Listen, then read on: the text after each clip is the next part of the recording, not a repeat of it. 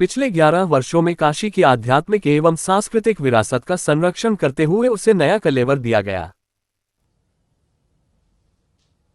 आज काशी को एक नई वैश्विक पहचान प्राप्त हुई है और इस काशी के बारे में जो काशी के ही प्रतिनिधि के रूप में देश की संसद में काशी का प्रतिनिधित्व ये हम सब का सौभाग्य है कि देश के यशस्वी प्रधानमंत्री श्री नरेंद्र मोदी जी करते हैं। प्रारंभ से ही उन्होंने इसके बारे में कहा है कि काशी की पुरातन काया को संरक्षित करते हुए उसे नए कलेवर के रूप में देश और दुनिया के सामने प्रस्तुत किया जाना चाहिए और उसी के अनुरूप पिछले 11 साढ़े 11 वर्ष के अंदर काशी की योजनाएं तैयार हुई। 55,000 करोड़ रुपए से अधिक की परियोजनाएं काशी के लिए स्वीकृत हुई, जिनमें से 36,000 करोड़ रुपए की परियोजनाएं लोकार्पित हो चुकी हैं और शेष परियोजनाएं प्रगति पर तेजी के साथ आगे बढ़ रही हैं। ये परियोजनाएं जो भी हैं समग्र विकास की वे परियोजनाएं हैं जो काशी की आध्यात्मिक और सांस्कृतिक विरासत के संरक्षण के साथ ही शिक्षा के लिए, स्वास्थ्य के लिए,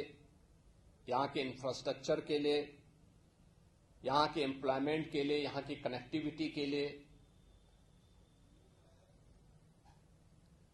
काशी में नए नए संस्थान खुल सके और काशी के परंपरागत उद्यमियों के द्वारा तैयार किए गए प्रोडक्ट को जीआई टैग के माध्यम से वैश्विक पहचान प्राप्त हो, इन सब को लेकर के आज काशी में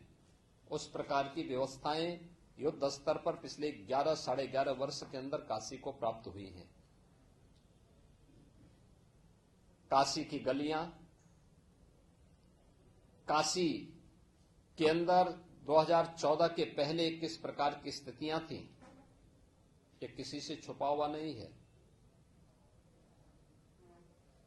काशी के अंदर एवरेज अगर 2014 के पहले आप देखें, या मैं कहता हूं कि काशी विश्वनाथ धाम बनने के पहले काशी के अंदर एवरेज जो श्रद्धालुओं की संख्या थी वह 5,000 से लेकर के मैक्सिमम 25,000 तक पहुंचती थी। आज उसी काशी में एवरेज जो श्रद्धालुओं की संख्या है वह 1.25 लाख से लेकर के 1.5 लाख है प्रतिदिन की, और पीक सीजन में यानी सावन के मास में, शिवरात्रि के आयोजन के अवसर पर और अन्य आयोजनों में यह संख्या 6 लाख से लेकर के 10 लाख तक पहुंचती है। अकेले गत वर्ष ही काशी में 11 करोड़ से अधिक श्रद्धालुओं ने काशी में बाबा विश्वनाथ धाम में दर्शन किया। काशी के समग्र विकास को उन्होंने देखा और काशी के अंदर चल रही इन विकास की योजनाओं में अपना योगदान भी किया।